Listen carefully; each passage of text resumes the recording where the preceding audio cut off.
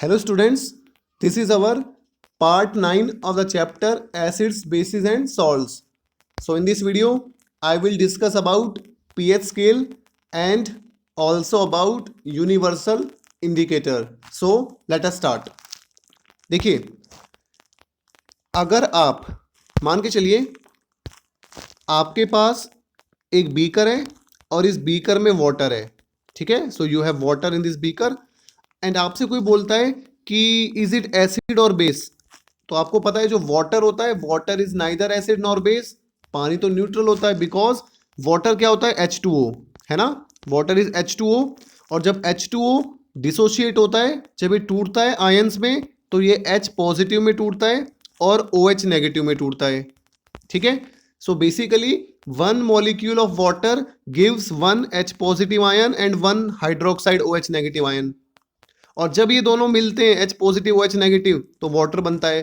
तो आपको पता है H पॉजिटिव क्या होता है, जो एसिड्स देते हैं हमें. OH नेगेटिव जो आयन होता है वो हमें बेस देते हैं. तो यहाँ पे H पॉजिटिव और OH नेगेटिव क्या कर देते हैं, एक दूसरे के इफेक्ट को न्यूट्रलाइज कर देते हैं, ठीक है. जो वाटर होता है, वाटर में H पॉजिटिव भी होता है, OH नेगेटिव भी होता है और ये दोनों क्या करते हैं, एक दूसरे के इफेक्ट को न्यूट्रलाइज कर देते हैं. इसीलिए जो वाटर होता है, water is neither acidic nor basic, ठीक है. अगर ज़्यादा H पॉजिटिव होते तो एसिड होता, ज़्यादा OH नेगेटिव होते तो बेस होता. लेकिन वाटर में जितने H पॉजिटिव होते हैं उतने OH नेगेटिव होते हैं. तो ये क्या करते हैं, एक दूसरे के इफेक्ट को कैंसिल आउट कर देते हैं. So you get neither acid nor base, ठीक है. लेकिन मान के चलिए मैं वाटर में किसी एसिड को डाल देता हूँ, ठीक है. तो मैं क्या काम करता हूँ, मैं वाटर में एसिड को मिला देता हूँ. अब ध्यान से समझना, वाटर में पहले से क्या प्रेजेंट है, H पॉजिटिव और OH नेगेटिव प्रेजेंट है वाटर के मॉलिक्यूल में, है ना. और अब मैंने इसमें क्या करा, अब मैंने इसमें एसिड को मिक्स कर दिया. सो अब मैंने यहाँ पे क्या ले लिया, so I have take here acid.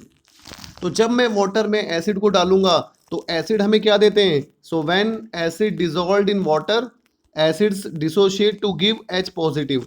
तो जितने भी एसिड्स होते हैं वो वाटर में डिसॉल्व होने के बाद किस आयन में टूट जाते हैं, H पॉजिटिव में. तो जब आप वाटर में एसिड को मिलाओगे तो एसिड क्या देंगे, H पॉजिटिव, H पॉजिटिव. तो इस तरीके से क्या होगा, जब भी हम वाटर में एसिड को मिलाते हैं तो H पॉजिटिव आयंस की कंसंट्रेशन बढ़ जाती है. कंसंट्रेशन का मतलब क्या होता है, number of hydrogen ions will be increased, ठीक है. तो जब आप पानी में हाइड्रोजन एसिड को मिलाते हो तो एसिड क्या होते हैं, जो डिसोशिएट होके H पॉजिटिव आयंस देते हैं. फॉर एग्जांपल HCl अगर आप लेके चलते हो, हाइड्रोक्लोरिक एसिड, ठीक है. So if you take HCl hydrochloric acid, तो HCl को जब आप एक्वस वाटर में डालोगे, AKO एक्वस, तो H पॉजिटिव HCl किस में टूटेगा, H पॉजिटिव में और Cl नेगेटिव में, ठीक है. तो ये जो H पॉजिटिव है ये क्या होगा, वाटर में पहले से H पॉजिटिव प्रेजेंट है और कहाँ से हमें H पॉजिटिव मिल रहा है, एसिड से मिल रहा है. तो इस तरीके से एसिड में, एसिड की वजह से वाटर में हाइड्रोजन की कंसंट्रेशन बढ़ जाती है, ठीक है. और अगर मान के चलिए आप कोई बेस ऐड करते हो वाटर में, क्या ऐड करते हो, आप कोई बेस लेते हो, for example sodium hydroxide NaOH अगर आप लेते हो, so you have take NaOH sodium hydroxide. तो जब आप सोडियम हाइड्रोक्साइड को वाटर में डालोगे तो ये डिसोशिएट होगा Na पॉजिटिव में और OH नेगेटिव में. तो बेस क्या होते हैं, जो हमें हाइड्रोक्साइड आयन देते हैं. एसिड्स क्या होते हैं, जो हमें H पॉजिटिव आयन देते हैं. तो जब आप किसी बेस को वाटर में डालोगे तो क्या होगा, उससे उससे OH नेगेटिव आयंस की कंसंट्रेशन बढ़ेगी. तो अब H पॉजिटिव तो जितने हैं उतने रहेंगे, लेकिन OH नेगेटिव की कंसंट्रेशन लगातार इंक्रीज होती जाएगी because you are dissolving base in a liquid. और बेस क्या होते हैं, जो हमें OH नेगेटिव देते हैं. सो इसका मतलब अब यहाँ पे OH नेगेटिव लगातार बढ़ते जाएंगे, ठीक है. तो वाटर क्या होता है, तो हमने यहाँ से क्या समझा, एक समरी बता देता हूँ मैं आपको कि वाटर जो होता है वो न्यूट्रल होता है because water has equal number of H positive and OH negative. But if you are dissolving acid in water then the concentration of H positive means hydrogen ions increases, and if you add base in a water then the concentration of OH negative means hydroxide ion will increase. तो जितना ज़्यादा आप acid डालोगे उतनी ज़्यादा concentration H positive की बढ़ेगी और जितना ज़्यादा बेस डालोगे उतनी ज़्यादा OH नेगेटिव की कंसंट्रेशन बढ़ेगी. अच्छा, एक दूसरी भाषा में मैं बात करता हूँ, जितनी ज़्यादा OH नेगेटिव की कंसंट्रेशन बढ़ेगी, मैं बोल सकता हूँ H पॉजिटिव की उतनी कम होगी. समझ नहीं आ रहा? देखिए एक एग्जांपल से मैं आपको समझाता हूँ। मान के चलिए स्टार्टिंग में वाटर में 100 H पॉजिटिव थे और 100 OH नेगेटिव थे स्टार्टिंग में वाटर में, ठीक है। अब आपने क्या करा, इसमें कोई बेस डाल दिया। बेस डालने के बाद OH नेगेटिव बढ़ गए, कितने, 200 हो गए, क्योंकि जो बेस होता है वो OH नेगेटिव देता है, लेकिन H पॉजिटिव तो 100 रहेंगे। आपने और कोई बेस डाल दिया, और ज़्यादा बेस इसमें डिजोल्व कर दिया, ये OH नेगेटिव 300 हो गए। तो इन कंपैरिजन टू 200, तो 200 के कंपेयर में कितने H पॉजिटिव थे, 100 थे, लेकिन अब यहाँ पे 300 के कंपेयर में कितने, 100 हैं। तो जैसे जैसे OH नेगेटिव की कंसंट्रेशन बढ़ रही है, H पॉजिटिव की कंसंट्रेशन ऑटोमेटिकली कम होती जा रही है, रिलेटिवली कम होती जा रही है, ठीक है। अगर आप इसमें और बेस को ऐड कर दोगे तो OH नेगेटिव 300 से मान के चलिए 400 हो गए, लेकिन H पॉजिटिव कितने, 100 ही है। तो अब 400 OH नेगेटिव है और जस्ट 100 H पॉजिटिव है। तो इसका मतलब आप बोल सकते हो कि जो बेस होते हैं, बेस में H पॉजिटिव की कंसंट्रेशन लगातार कम होती जाती है। तो जितना ज्यादा सॉल्यूशन बेसिक होगा उतनी कम H पॉजिटिव की कंसंट्रेशन होगी। कंसंट्रेशन का मतलब ये होता है कितने ज्यादा H पॉजिटिव आयंस प्रेजेंट हैं। कंसंट्रेशन मतलब number of H positive ions present in the solution, number of moles of H positive ion जो हम बोल देते हैं।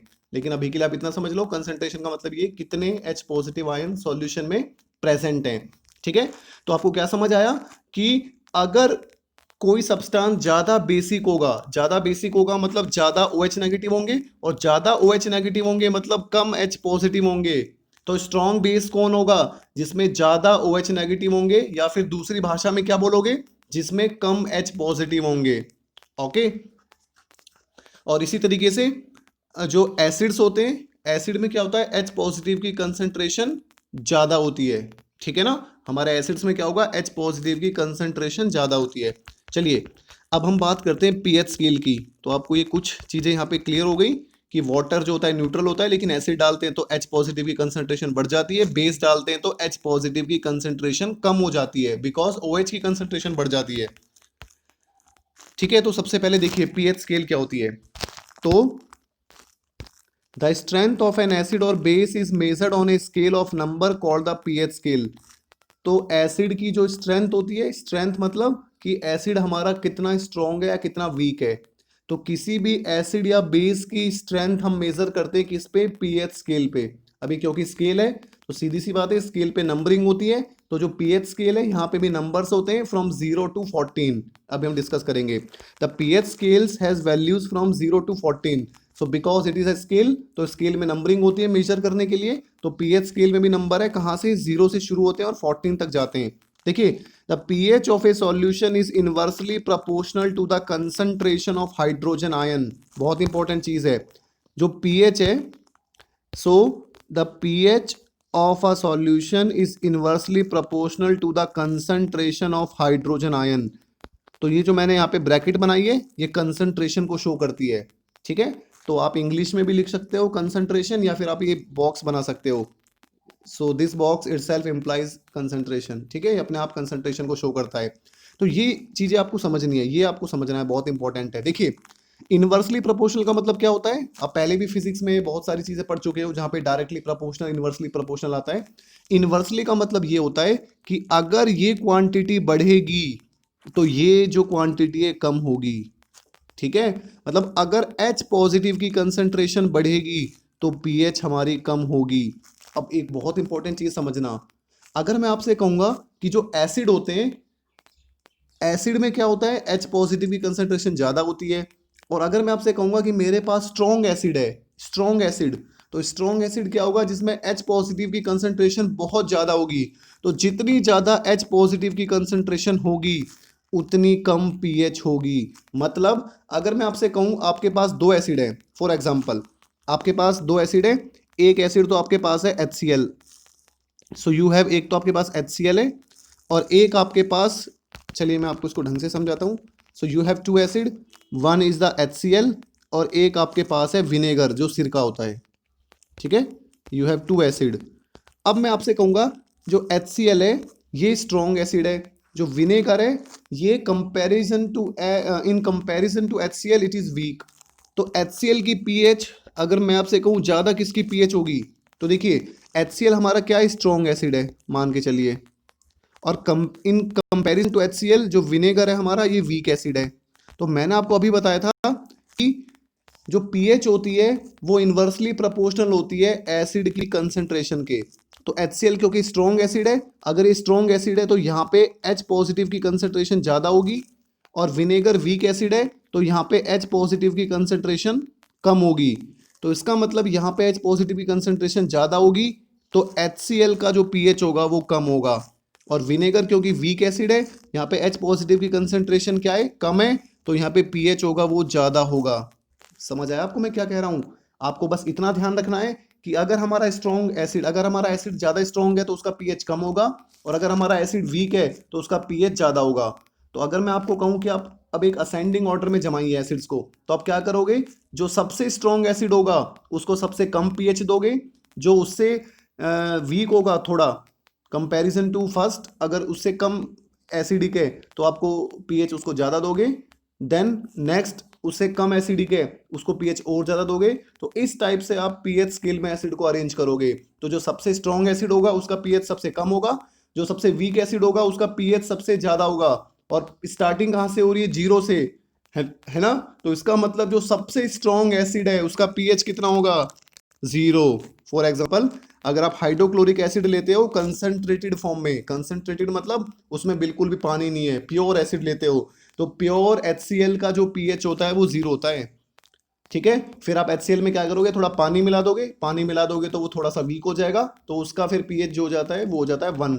ठीक है, ऐसे जो विनेगर होता है इसका जो pH होता है ये 4 होता है, 4। तो शायद आपको ये चीज़ समझ आ गई होगी। चलो अब बेस के बारे में और समझते हैं इस चीज़ को। अब हम इसी चीज़ को बेस से समझते हैं। देखिए अभी मैंने आपको बताया था एक चीज़ कि जो pH होता है, pH is inversely proportional to hydrogen concentration, है ना। और आपको पता है जो बेस होते हैं, बेस में क्या होता है, OH नेगेटिव आयंस होते हैं, है ना। तो अगर कोई स्ट्रॉन्ग बेस है, ध्यान से सुनना, अगर कोई स्ट्रॉन्ग बेस है तो उसमें OH नेगेटिव की कंसंट्रेशन तो ज़्यादा होगी अगर कोई स्ट्रॉन्ग बेस है तो, और H पॉजिटिव की कंसंट्रेशन उतनी ही कम होगी। तो अगर मैं आपसे कहूं कि कोई बेस ज़्यादा स्ट्रॉन्ग है तो आप कहोगे वहां पे H पॉजिटिव उतने ही कम है, H पॉजिटिव उतने ही कम है। और इस लाइन को पकड़ना, अगर H पॉजिटिव कम है मतलब H पॉजिटिव कम है, डिक्रीज हो रहे हैं, तो pH क्या होगा, ज़्यादा होगा। समझे आप मैं क्या कह रहा हूं? मतलब अगर हमारे पास दो बेस हैं, चलिए एक एग्जांपल से समझते हैं। हमारे पास कोई दो बेस हैं, तो एक का नाम मैंने रख दिया बेस 1 फॉर एन एग्जांपल, एक मेरे पास है कोई बेस 1 और एक मेरे पास है कोई बेस 2। मेरे पास दो बेस हैं, ठीक है। एक बेस की जो H पॉजिटिव की कंसंट्रेशन है, तो मेरे पास 2 बेसिस है, बेस 1 और बेस 2। तो मान के चलिए ये मेरा स्ट्रॉन्ग है कंपैरिजन टू सेकंड, जो फर्स्ट वाला है वो स्ट्रॉन्ग है, और जो बेस 2 है ये मेरा थोड़ा वीक बेस है। ठीक है, तो अगर मेरा ये जो बेस 2 है ये वीक बेस होगा, वीक का मतलब क्या होगा, इसमें OH नेगेटिव ज़्यादा होंगे, OH नेगेटिव ज़्यादा होंगे मतलब H पॉजिटिव कम होंगे, और अगर H पॉजिटिव कम है तो pH क्या होगी, ज़्यादा होगी। बहुत ईजी है, थोड़ा दिमाग पे जोर डालो कि अगर H पॉजिटिव कम होंगे तो क्योंकि इन्वर्सली प्रोपोर्शनल है तो pH क्या होगा, ज़्यादा होगा। तो जो मेरा वीक बेस है उसका pH होगा वो ज़्यादा होगा, और जो स्ट्रॉन्ग बेस है उसका जो pH होगा वो कम होगा। फॉर एग्जांपल स्ट्रॉन्ग बेस जो बेस है उसका pH अगर 10 है तो जो वीक बेस होगा उसका जो pH, अगर हमारा जो स्ट्रॉन्ग बेस है, स्ट्रॉन्ग बेस कौन होगा, जिसमें H पॉजिटिव कम होंगे। सॉरी, एक बार मैं इसको करेक्शन करता हूँ, दोबारा से आप सुनिए, कंफ्यूज नहीं होना है। देखिए मैं आपको दोबारा से समझाता हूँ, अगर कोई कंफ्यूजन है बेस के बारे में एक बार मैं दोबारा से क्लियर करता हूँ शुरू से। देखिए जो pH होता है, pH is inversely proportional to hydrogen ion की कंसंट्रेशन, ये आप पढ़ चुके हो। ठीक है, तो H पॉजिटिव जितने कम होंगे pH उतना ज़्यादा होगा, ये क्लियर है। ठीक है, आपके पास दो बेस हैं, so you have two base, तो एक तो आपके पास बेस 1 है और एक आपके पास बेस 2 है, आपके पास दो बेस हैं। तो मान के चलिए ये तो स्ट्रॉन्ग बेस है और मान के चलिए ये आपके पास वीक बेस है। ठीक है, अब दोबारा सुनना, अभी बेस के बारे में जो सुना था उसे साफ कर दो दिमाग में, दोबारा से क्लियर करते हैं। देखिए अब स्ट्रॉन्ग बेस कौन होगा, जिसमें H पॉजिटिव कम होंगे, वीक बेस कौन होगा, जिसमें H पॉजिटिव ज़्यादा होंगे। तो बात करते हैं सबसे पहले स्ट्रॉन्ग बेस की।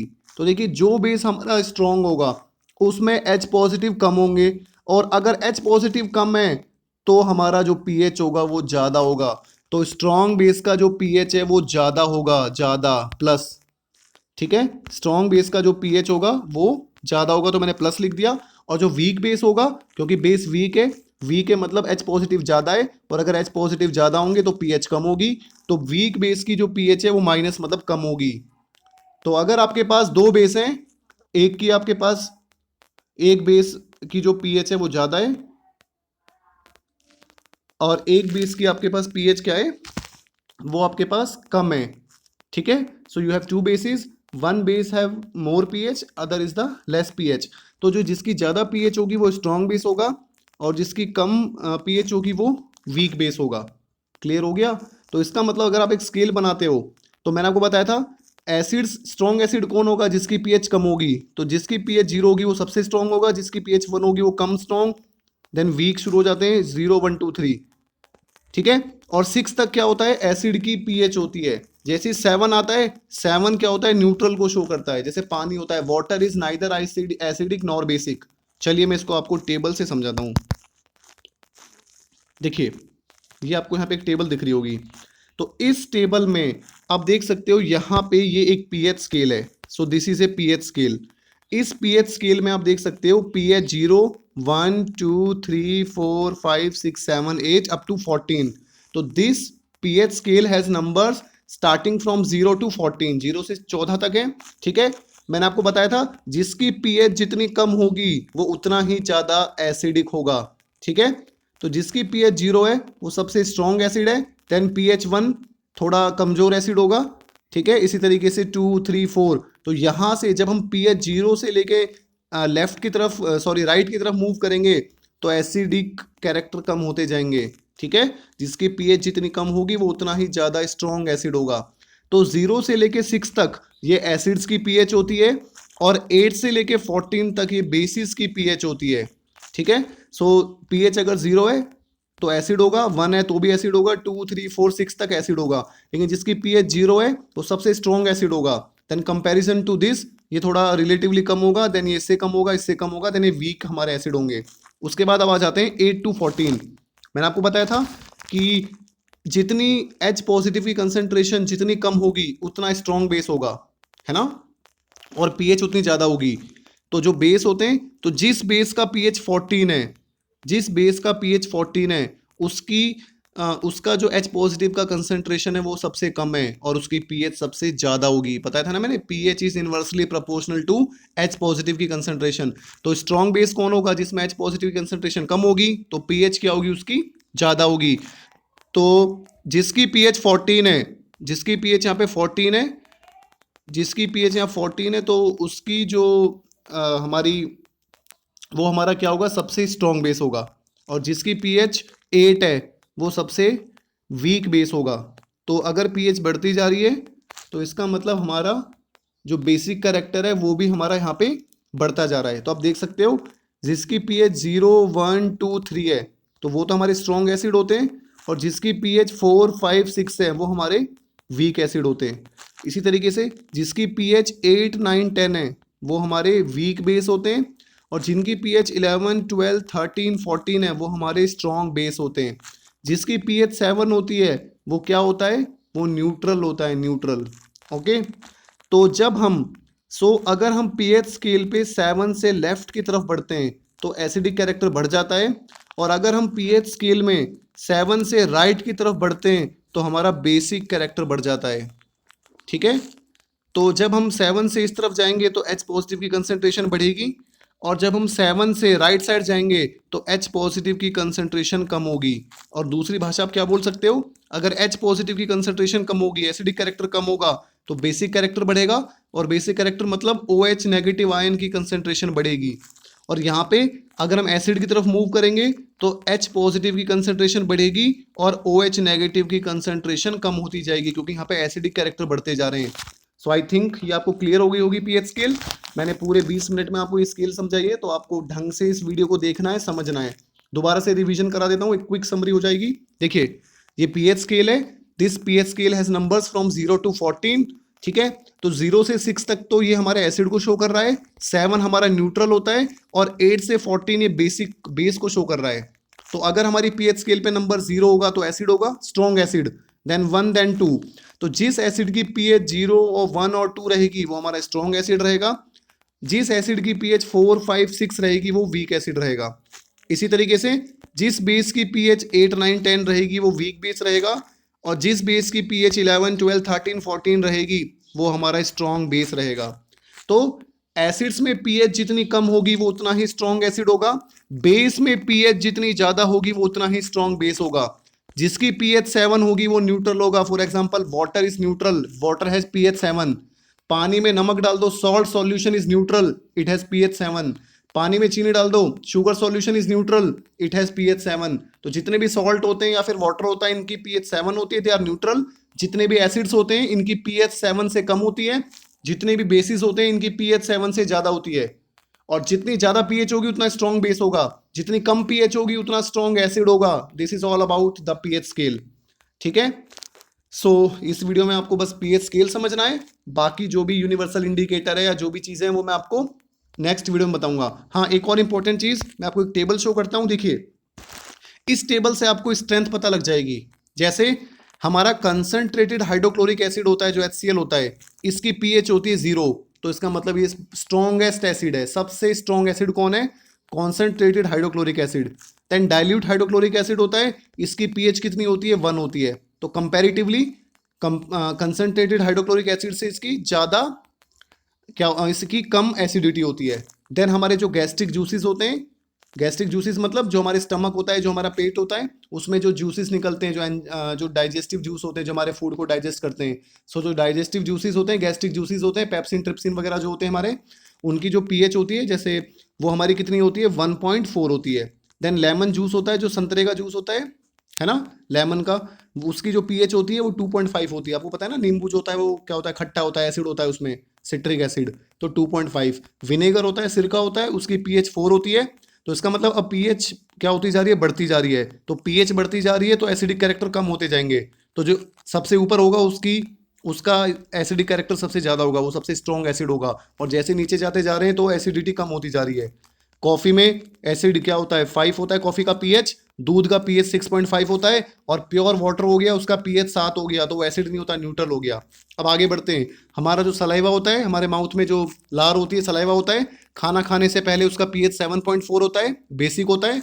और खाना खाने के बाद 5.8 हो जाता है, क्योंकि खाना खाने के बाद क्या होते हैं, हमारे मुंह में कुछ एसिड रिलीज होते हैं जिससे पीएच डाउन चला जाता है। हमारा जो ब्लड होता है, ब्लड का पीएच होता है 7.4, तो हमारा जो ब्लड होता है वो एल्कलीन होता है। एल्कलाइन मतलब बेसिक होता है। जो अंडे होते हैं उसका पीएच 7.8 होता है, बेसिक होता है। जो हमारा टूथपेस्ट होता है जो हम ब्रश करते हैं उसका पीएच 8 होता है। बेकिंग सोडा सॉल्यूशन पीएच 8.5 होता है। तो अब जब हम 7 से ऊपर की तरफ बढ़ रहे हैं तो पीएच लगातार बढ़ता जा रहा है, और पीएच जैसे जैसे बढ़ेगा वैसे वैसे बेसिक कैरेक्टर बढ़ेंगे, उतना ही स्ट्रॉन्ग बेस होगा। तो कंसंट्रेटेड सोडियम हाइड्रोक्साइड सबसे स्ट्रॉन्ग बेस होता है, बिकॉज इट हैज पीएच 14, इसका पीएच 14 होता है। तो कॉन्सेंट्रेटेड सोडियम हाइड्रोक्साइड जो होता है वो सबसे स्ट्रॉन्ग बेस होता है। कॉन्सेंट्रेटेड हाइड्रोक्लोरिक एसिड का पीएच 0 होता है, ये सबसे स्ट्रॉन्ग एसिड होता है। और जैसे जैसे हम पीएच हमारा बढ़ता जाएगा वैसे वैसे हमारे एसिड का कैरेक्टर कम होता जाएगा, वीक एसिड होता जाएगा। जैसे जैसे हमारा पीएच बढ़ता जाएगा बेसिक कैरेक्टर बढ़ता जाएगा, स्ट्रॉन्ग बेस होता जाएगा। So this is all about pH scale. ढंग से आपको पढ़ना है। पीएच स्केल आपको नोटबुक में बनानी है, ये टेबल भी आपको नोटबुक में बनानी है। और आपको क्या याद रखना है कि सबसे स्ट्रॉन्ग एसिड कौन होता है? Concentrated hydrochloric acid which has a pH 0। सबसे स्ट्रॉन्ग बेस कौन होता है? Concentrated sodium hydroxide which has a pH 14। Water का पीएच कितना होता है? 7। तो कुछ पीएच आप याद कर सकते हो, ठीक है। तो pH is basically a scale which tells us about the relative strength of an acid और बेस। रिलेटिव स्ट्रेंथ नहीं, just strength of an acid और बेस। तो कोई एसिड कितना ताकतवर है या कितना वीक है उसके बारे में हमें पीएच स्केल बताती है। तो जिसका पीएच, तो अगर पीएच कम है तो ज्यादा एसिडिक होगा, पीएच ज्यादा है तो कम एसिडिक होगा।